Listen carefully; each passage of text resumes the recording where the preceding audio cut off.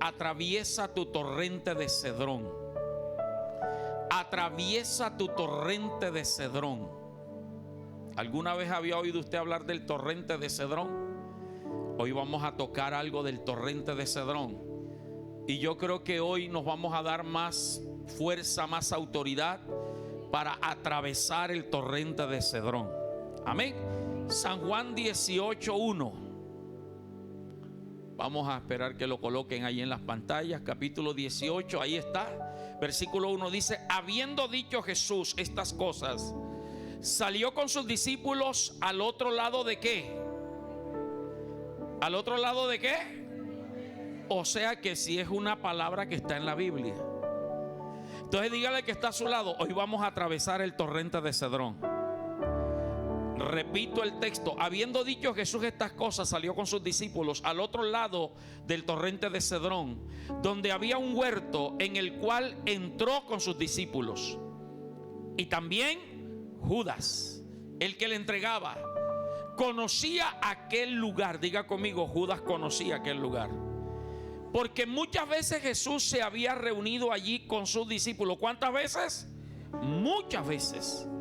Judas, pues, tomando una compañía de soldados y alguaciles de los principales sacerdotes y de los fariseos, fue allí con linternas y antorchas y con armas.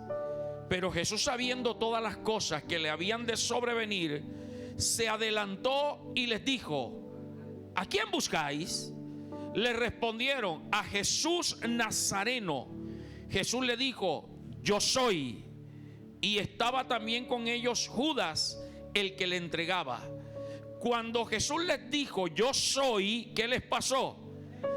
Retrocedieron y cayeron. Algunas versiones dicen que cayeron desmayados, cayeron postrados. Dice que los soldados retrocedieron y cayeron a tierra. Volvió pues a preguntarle: ¿a quién buscáis? Y ellos dijeron: a Jesús Nazareno. Respondió Jesús: os he dicho que yo soy. Pues si me buscáis a mí, dejad ir a estos, para que se cumpliese aquello que había dicho: de los que me diste, no perdí ninguno. Gloria a Dios. No es Semana Santa, pero Dios me llevó a hablarte del arresto de Jesús. Y cuando usted mira los 4 evangelios, Mateo, Marcos, Lucas y Juan, todos 4 hablan acerca de este momento del arresto de Jesús. La gran diferencia es que el Espíritu Santo inspira a Juan a narrar sucesos que Mateo, Marcos y Lucas no narran. Esto de que Jesús atravesó el torrente de Cedrón, esto de que Jesús le dijo a los que venían a arrestarlo: yo soy, y cayeron, el único que lo menciona es Juan el apóstol. Ahora, ¿cuál es la razón? Muchos la saben. Los 3 primeros evangelios fueron inspirados también por el Espíritu Santo, pero tenían un propósito, y era ganar almas. Los 3 evangelios de Mateo, Marcos y Lucas, su fin es alcanzar a los perdidos, dar testimonio. Y el Espíritu Santo inspiró a Mateo, Marcos y Lucas a enfocar la escritura de la narrativa del arresto de Jesús hacia el suceso directo, impactante, que era el arresto de Jesús. Mientras que Juan, también inspirado por el Espíritu Santo, ya no va a escribir su evangelio para alcanzar a los perdidos, para ganar almas, sino para fortalecer y doctrinar a los que Mateo, Marcos y Lucas ya habían ganado. O sea que eso implica para nosotros como iglesia también. Por eso Juan, inspirado por el Espíritu de Dios, describe todo esto para doctrina, para enseñanza. Y dentro de esta historia quiero sacar 2 enseñanzas fundamentales. La primera de ellas que Juan nos enseña es lo importante que todo cristiano debe tener: un lugar específico de intimidad con Dios. Se lo voy a repetir. Es importante que cada cristiano tenga un lugar específico, especial y una hora especial de intimidad con Dios. Porque usted y yo no podemos seguir siendo esa clase de cristianos que hoy oramos a una hora y mañana a otra. Es decir, que nos estamos convirtiendo en que oramos cuando podemos. Pastores, que hoy me levanté tarde. Pastores, que hoy tuve que hacer una diligencia. Pastores, que sí, yo sé que a cualquier hora Dios te escucha, pero te estoy hablando de secreto, de intimidad con Dios. Lo que implica que usted, no Dios, usted y yo debemos adquirir el compromiso de una hora específica de encuentro con Dios, donde sabemos que Él nos estará esperando a esa hora. Pero también nos lleva a entender de un lugar específico. Sé que algunos de ustedes viven en comunidad con familiares no cristianos. Viven en lugares donde no hay un lugar específico, porque hasta en la sala duerme la gente. Gloria a Dios. Pero por lo menos escoge un horario especial donde tú sabes que tú no vas a molestar a nadie, porque eso hace parte también del lugar y la hora específica, donde mi oración no debe perturbarle el sueño a nadie. Porque algunos caen en el fanatismo, que porque ellos están orando, todo el mundo tiene que escucharle y todo el mundo tiene que levantarse a la hora que están orando. No sea perturbador de sueño. No escucho amenes. Usted debe escoger su horario donde usted no perturbe a nadie, pero que tampoco lo perturben a usted. Esa es la razón por la cual, si usted convive con gente no cristiana, si usted no tiene un lugar específico, escoja la mejor hora, la hora de la cuarta vigilia de la mañana. Pastor, ¿cuál es la cuarta vigilia? La noche tiene 4 vigilias, y para el judío en el tiempo bíblico la noche empezaba de 6 de la tarde a 6 de la mañana. Ok, y entonces estamos hablando de 6 a 6. ¿Cuántas horas son? 12 horas. Entonces, si hablamos de 4 vigilias, estamos hablando de 4 periodos de 3 horas. La primera va de 6 de la tarde a 9 de la noche. La otra de 9 a 12. La tercera de 12 a 3. Y la cuarta sería de 3 a 6. Jesús se le apareció a los discípulos en la cuarta vigilia de la noche. No es doctrina, pero yo entiendo que a esa hora hay un secreto especial. A esa hora todo el mundo está durmiendo. A esa hora no hay que hacerle desayuno a nadie, creo yo. A esa hora el vendedor de yuca, de ñame, no está merodeando por allí. A esa hora, oiga bien, usted puede tener el secreto en la intimidad con Dios. Y entonces métase en el baño. Entonces váyase para un rincón en la sala. Váyase para el patio si es un lugar seguro, pero que su secreto sea personal con Dios. El cristiano debe entender eso, que la base fundamental de la vida cristiana es la relación que tú tengas con Dios todos los días. Óigame bien, lo que tú y yo somos en público, allá en la calle y aquí en el templo, es el resultado de la intimidad que yo tenga con Dios a sola cuando nadie me ve. Alguien diga amén. Si usted aprende a intimidar con Dios, a quebrantarte, mire, yo en mi lugar secreto con Dios, yo lloro, yo hablo en lengua, yo adoro a Dios, pero no perturbo ni a mi esposa ni a mi hijo. Y a veces hay gente que llega a la casa, gloria a Dios, y como nada más tengo 2 cuartos, les toca dormir en la sala, allá al lado del comedor, y yo me vengo acá al lugar secreto y ni cuenta se dan que yo estuve ahí en la madrugada. ¿Por qué? Porque allí me quebranto, y lo que yo soy allí es lo que soy aquí en el templo. El que tiene libertad a solas con Dios, no le importa el que dirán en público, y siempre alaba y glorifica el nombre del Señor. Es el lugar de intimidad con Dios. es el lugar donde tú te vas a fortalecer en Dios. Porque luchas, pruebas, dificultades las tenemos todos y todos los días. Crisis las hay todos los días. Y esta parte humana, carnal, se cansa, se fastidia, tira la toalla a la parte humana. Pero el creyente sabe que el Señor es nuestra única fortaleza. El Señor es nuestra única fuerza. Y por eso todos los días va y se tira en la presencia de Dios. Y hasta que Dios no le renueve la fuerza, no se para del lugar de intimidad. Por eso cuando usted entiende la vida espiritual, usted sabe que la oración no es un rezo. La oración no es un Padre Nuestro. La oración no es un Ave María. La oración es expresarle a Dios lo que siento. Y eso no debe tener límite de tiempo, sino que hasta que Él no me levante y me fortalezca, yo no me levanto de la oración. Y entonces tú entenderás que ya no vas a depender de que otro ore por ti, porque ya tú conoces el camino. Alguien diga: yo conozco el camino. El lugar de intimidad es un lugar de inspiración. Allí Dios te inspira. Allí Dios te da revelaciones profundas. Jesús tenía ese lugar de intimidad. El versículo 2 donde leímos, dice: y también Judas, el que le entregaba, conocía aquel lugar, porque muchas veces Jesús se había reunido con sus discípulos a orar allí. O sea, era cuando Jesús estaba en esa ciudad, allí era que llegaba a solas, llevaba a los discípulos, los dejaba aparte y él se retiraba un poco más.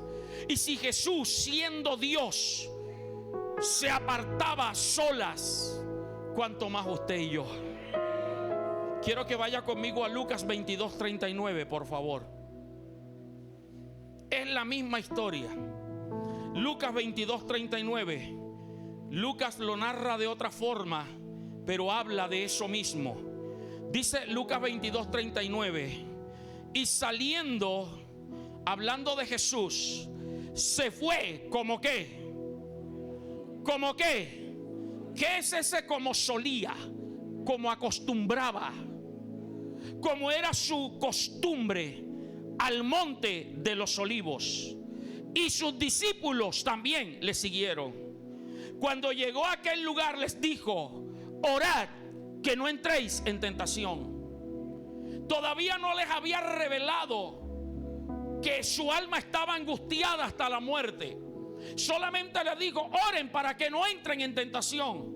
El lugar de intimidad es el lugar donde Dios te fortalece para que todo lo que el diablo planeó durante el día, para seducirte, para hacerte entrar en pecado, para hacerte hablar más de la cuenta, para llenarte de resentimiento, en el lugar de intimidad, en la madrugada, allí Dios te fortalece. Y cuando el diablo te presenta la tentación, tú vas a poder rechazarla, porque tienes la autoridad de Cristo.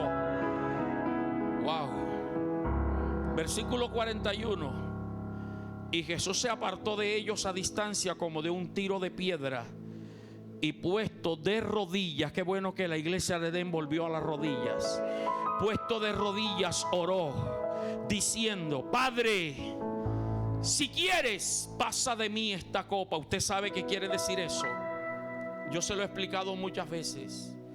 Eso fue la noche antes de ser arrestado. Jesús sabía cómo iba a ser su muerte, cómo se iban a burlar de él, cómo lo iban a azotar. Jesús lo sabía. Y lo que estaba orando era: Padre, si es posible, busca otra manera de que yo salve a la humanidad, que no sea esta tan cruel. Él le dice: Padre, si quieres, si es tu voluntad, evítame este sufrimiento, pero no se haga mi voluntad, sino que en el lugar de intimidad Dios te va a hacer entender cuál es su voluntad. Dios te va a hacer entender que ese problema, que esa dificultad todavía no la vas a superar, porque Él todavía te está moldeando. En ese lugar de intimidad vas a entender que la voluntad de Dios no es solamente llevarte a prosperidad financiera, a llevarte a milagro, sino a enseñarte y prepararte para lo que Él tiene para tu vida. Pero normalmente la gente no entiende que el lugar de intimidad es para eso. Y entonces ora para que Dios le provea, para que Dios le suple, para que Dios haga un milagro en su vida. Pero cuando tú entiendes que es un lugar donde tú vas a buscar la voluntad de Dios y te tienes que someter a ella, ese lugar se vuelve agradable para ti y para mí. 43. Y se le apareció un ángel del cielo. ¿Para qué? Dígalo fuerte, ¿para qué? Qué hermoso, léalo conmigo el 43. Y se le apareció un ángel del cielo para fortalecerle. Wow. ¿Se da cuenta lo importante que es el lugar de intimidad? A Jesús, al Hijo de Dios, al Dios glorioso, estaba allí angustiado por la situación que iba a atravesar. Y Dios, conociendo la humanidad del Jesús hombre que estaba allí, le envió un ángel para fortalecerle. Quiero decirte que Dios tiene ángeles dispuestos para que cuando tú entres a ese lugar de intimidad, no salgas como entraste, sino que salgas fortalecido, para que salgas con nuevas fuerzas, con aliento para avanzar. Y eso hará de ti un creyente diferente. Y mire cómo dice el versículo siguiente, el 44. Y estando en agonía, oraba más intensamente. La mayoría de los cristianos de otras iglesias, los de aquí no, cuando tienen problemas es cuando menos quieren orar. Jesús nos enseña que entre más grande sea la agonía, más intensa tiene que ser nuestra oración. Qué bueno que aquí lo entendemos. Y era su sudor como grandes gotas de sangre que caían hasta la tierra. Allí tuvo la experiencia, y por eso cuando Judas apareció, sucedió lo que leímos en el principio. Pero déjame hablarte del torrente de Cedrón.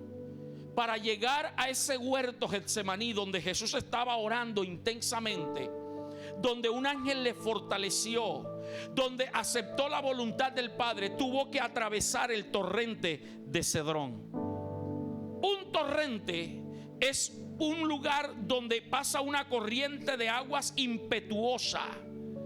O sea, que es un río fuerte de agua. Y ese torrente por lo general está situado en una zona montañosa. Es decir, que no es fácil de atravesar un torrente. Uno, por lo impetuoso del agua. Y dos, por la dificultad de la topografía del lugar donde está el torrente. Pero dice que también era lugar de pendientes y erosión. O sea que para que Jesús llegara al huerto de Getsemaní, tuvo que atravesar el torrente de Cedrón, una corriente impetuosa, muchas aguas, pendiente, gloria a Dios, lugar de erosión donde las piedras y la tierra caían. Pero él tenía que llegar allá y no era la primera vez. Lo que te estoy diciendo es que llegar al huerto Getsemaní, a la intimidad con Dios, no es fácil. Amerita un esfuerzo de parte nuestra. Y es allí donde algunos entonces ya no avanzan. Es allí donde algunos se emocionan con una prédica como esta, pero no son capaces de atravesar un torrente. Ahora, ¿qué era Cedrón? La traducción hebrea de Cedrón es ser oscuro, sombrío y sucio. Nunca se le ocurra ponerle a un hijo suyo Cedrón, porque lo está maldiciendo como lugar oscuro, sombrío y sucio. ¿Entiendes por qué la Biblia da detalles del lugar? O sea que no era fácil lo que Jesús estaba atravesando para llegar al lugar de intimidad. Hermano, yo sé que no es fácil levantarse en la madrugada. Yo sé que no es fácil venir a este lugar. Hay muchos obstáculos que vencer. Por eso la Biblia nos enseña que desde los días de Juan el Bautista hasta hoy, el reino de los cielos sufre violencia y los violentos son los que lo arrebatan. El torrente de Cedrón que hay que atravesar es la pereza, el sueño, la flojera, el cansancio, el dolor, la enfermedad, cualquier situación externa. Pero como yo sé que mi amado me está esperando allá, yo suelto todo, me sacrifico, cruzo río, cruzo montaña, cruzo torrente de Cedrón y llego al lugar donde hay un ángel de Jehová esperando para fortalecerme, donde está la presencia de Dios enseñándome cuál es la verdadera voluntad del Padre. Alguien alabe y glorifique a Dios.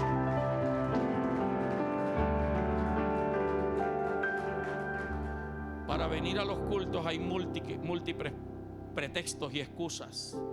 Este es un huerto de Getsemaní también. Aquí está la presencia de Dios. Amén o no amén. Y yo sé que usted tiene obstáculos. Los que vivimos lejos, vengamos en vehículo propio o en Transcaribe o en cualquier medio, hay muchos trancones. Y ahora en diciembre peor todavía. Pero nosotros decidimos venir los miércoles, venir los sábados, 3 amenes, venir los domingos. Toda la iglesia dijo amén. ¿Se da cuenta? ¿Se da cuenta?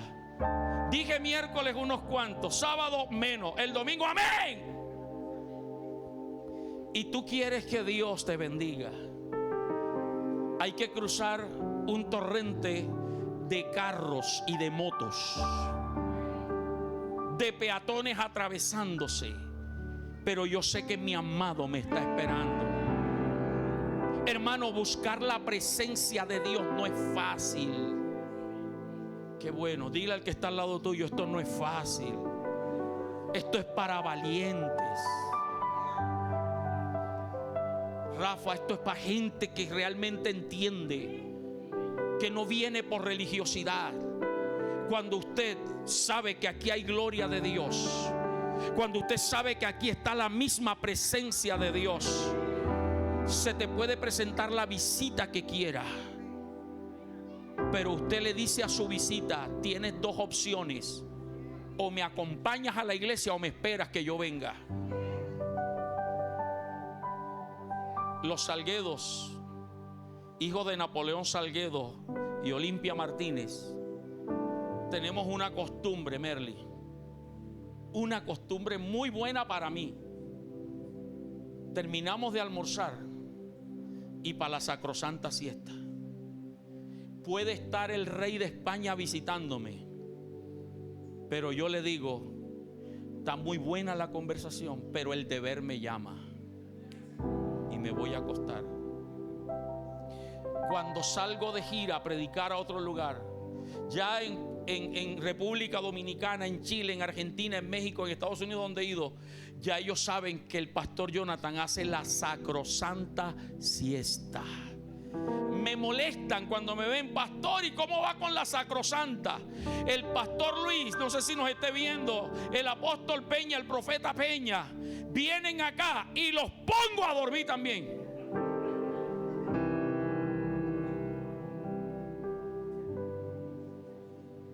¿Por qué? Porque yo sé que yo necesito descansar. Gloria a Dios porque yo tengo esa oportunidad de hacerlo. Y más como me levanto, por lo menos el domingo me paso de... Hay días que me paso de largo. Me levanto a las 2, 3 de la mañana y me quedo despierto. Entonces trato de recuperar un poco el sueño. Ayer mi hijo me preguntó: papi, ¿tú qué hacías despierto a las 1:30 de la mañana? A esa hora le mandé el devocional. A esa hora estaba orando. Le dije: estaba trabajando. Para los que dicen que los pastores no trabajamos, estaba trabajando a las 1:30 de la mañana orando por todos ustedes. Cuando usted entiende que hay secreto allí, cuando usted conoce el secreto, cuando usted conoce a Dios, hermano, a ti no te importa obstáculo. Puedes estar enfermo. Mi esposa predicó en estos días y decía en el ayuno, creo que fue que predicó, que yo estaba con fiebre y con gripa, y ella se quiso empoderar y decirme: no vas para la iglesia. Yo le dije: no voy. Pero es que te vas a enfermar más. ¿Y tú qué sabes si Dios me sana allá? Y aquí estuve. Yo bendigo porque hay mucha gente que hace esto en la iglesia. Cualquier enfermedad o gripita no es la que nos va a detener. Cruzamos el torrente de Cedrón para llegar al huerto Getsemaní, donde está papá esperándonos, donde hay gloria, donde hay ángeles de Dios que nos vienen a ministrar. Aleluya.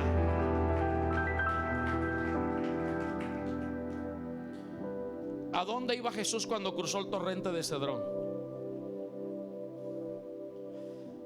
Los evangelios dicen al huerto Getsemaní. ¿Sabe qué significa Getsemaní? Prensa de aceite. Prensa de aceite.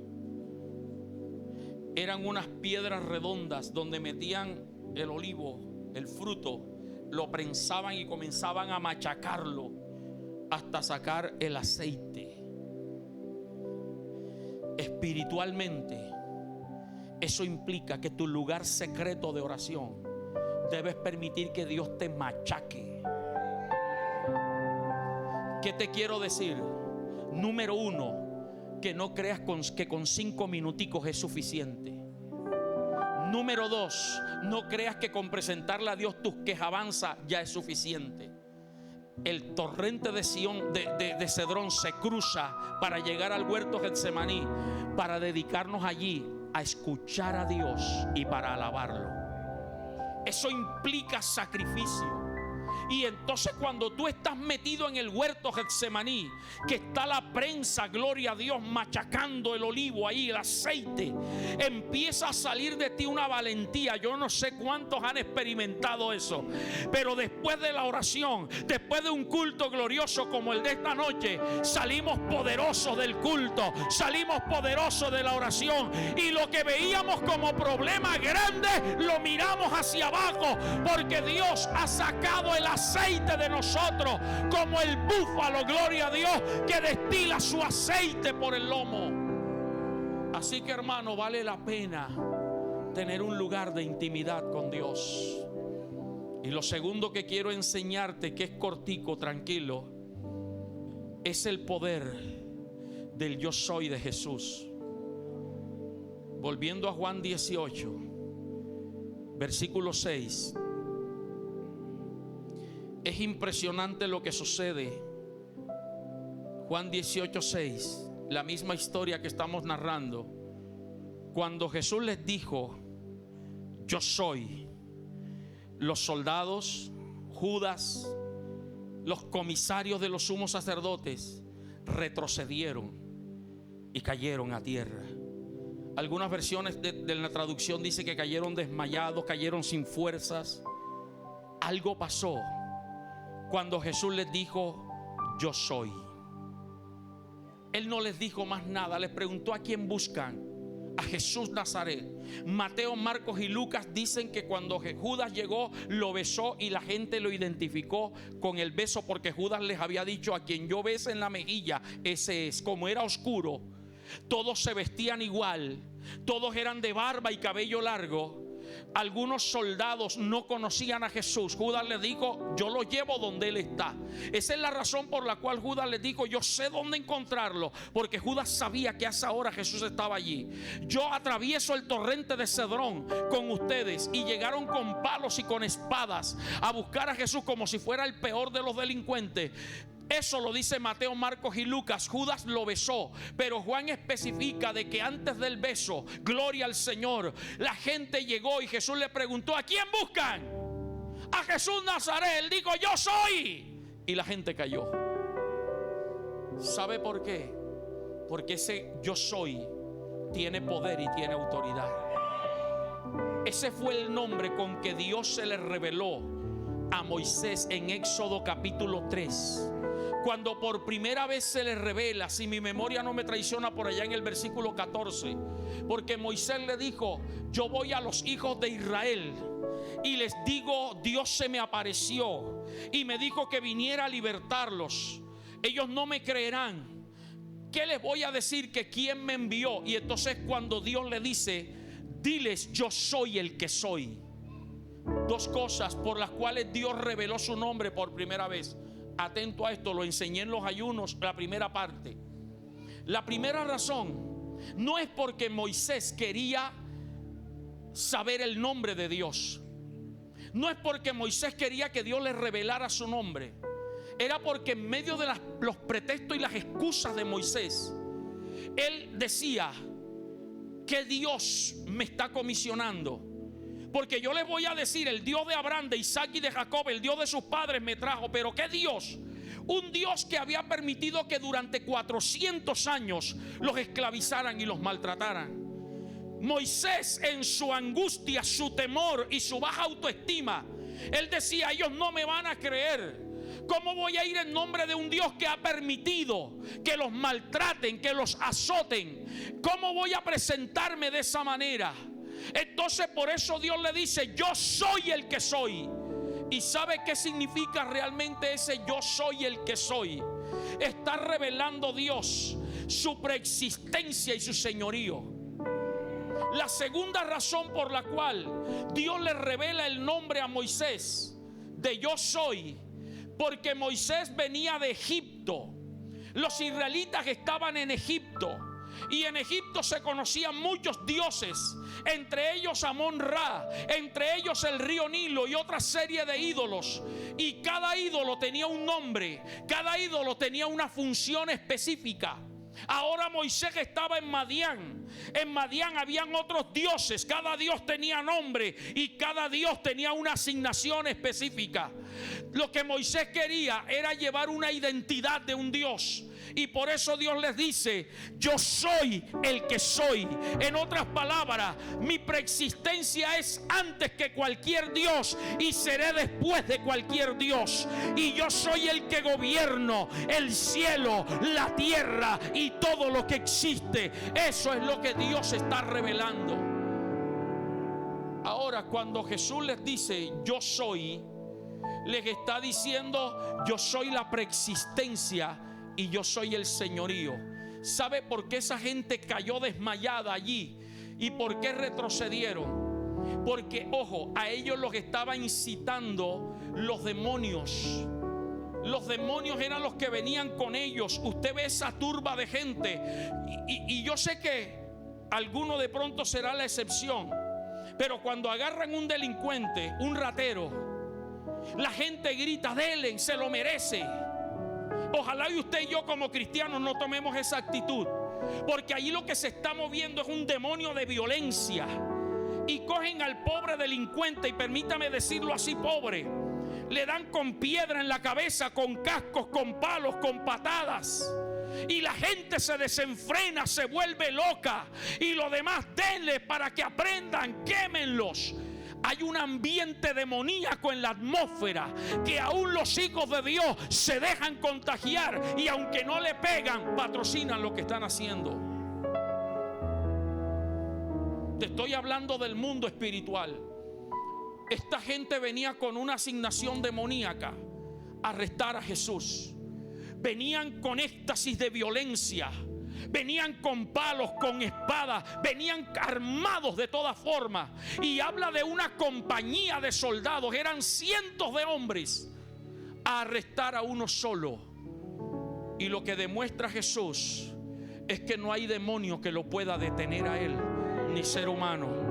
Lo que te estoy diciendo es que cuando tú te metes en el torrente de Cedrón y lo atraviesas y llegas al huerto Getsemaní, ese gran yo soy, ese poderoso de Israel, se apodera de ti, y no hay demonio que te pueda hacer frente en todos los días de tu vida. Todo lo que el diablo haya planeado en el día para ti, cuando tú llegues, gloria a Dios, esos demonios van a tener que retroceder, van a tener que caer. Cuando tú llegas a la empresa, cuando llegas a la universidad, cuando llegas a la escuela, donde quiera que llegue, los demonios van a retroceder, y al que han incitado contra ti no podrán levantarse, porque el que está contigo es más grande y más poderoso. Póngase de pie, alabe la gloria del que vive y reina para siempre.